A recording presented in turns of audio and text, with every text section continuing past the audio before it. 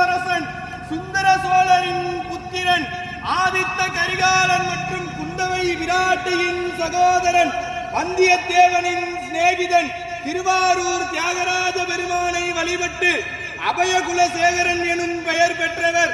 தெற்கே இலங்கை வரை சோழர்கள் நிலையாக விரிவு செய்தவர்.